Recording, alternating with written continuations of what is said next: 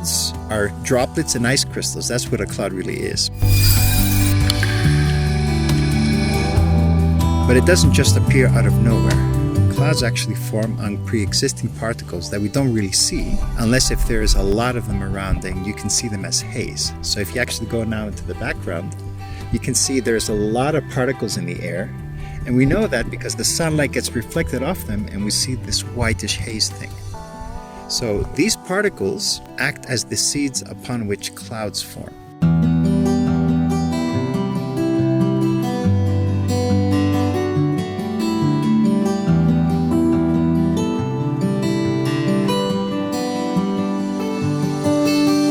Some particle types like pollution, smoke from biomass burning, wildfires,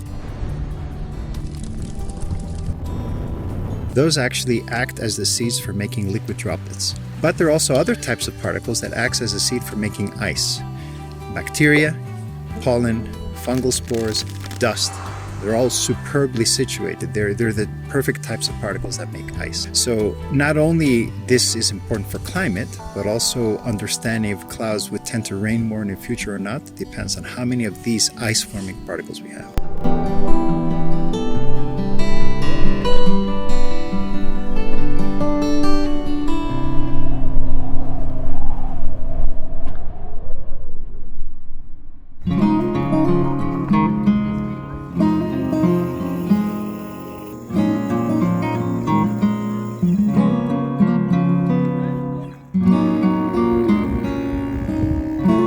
Getting the payload ready, eh?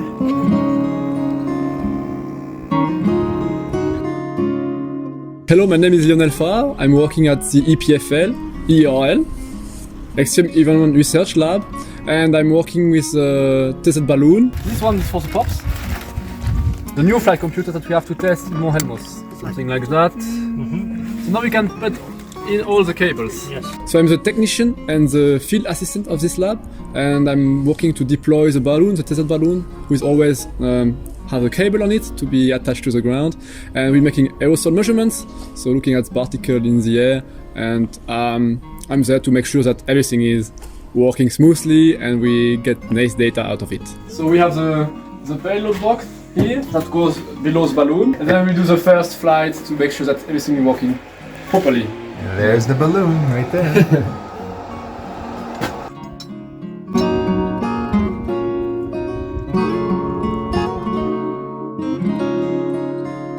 The maiden voyage in Chopin. Where is he?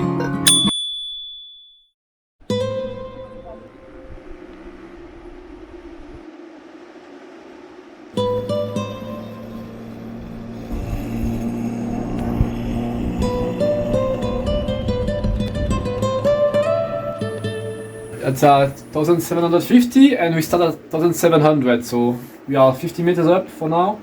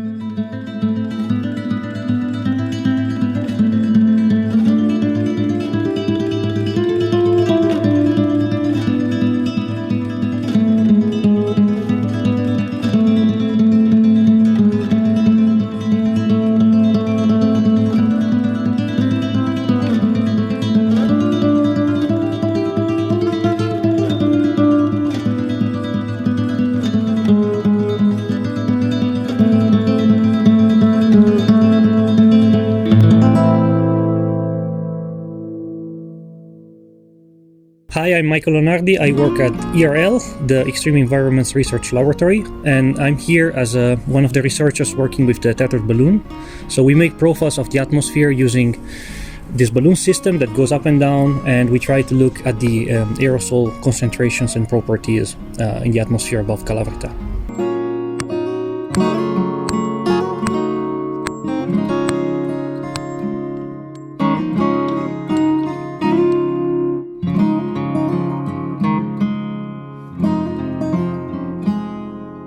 So the data we're collecting is not used directly for the weather forecasts, but what we do is actually understanding the processes, so having an idea of how stuff works. And then when we understand how the stuff works, we can try to nail it down in a simple way and then provide it to the weather model, and then the weather model can perform better.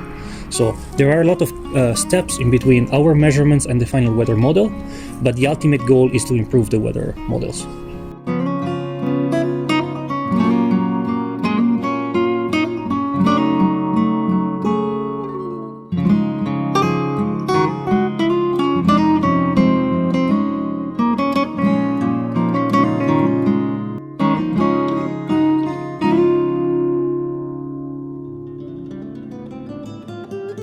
So here in Chopin again, we're at the perfect place to actually sample the particles because we have a whole forest underneath. Actually, we're at the southmost alpine forest of Europe. And so we have particle types, biological particle types that are relevant for all of Europe and all of the northern hemisphere. At the same time, we get a lot of dust episodes from Sahara. We have a lot of pollution. Greece, actually the Balkans are more or less the tailpipe of Europe, as a very famous colleague of mine likes to say. So we actually get every particle type you can imagine, and of course you know that Greece has wildfires. And all we have to do is sit at the top of this mountain, measure the clouds, measure the particles, and see how clouds respond to the changing particle types. And this information is exactly what we need to put into the climate models so they can predict a better and more accurately the future that's awaiting us as we go to this, what we call post-fossil future.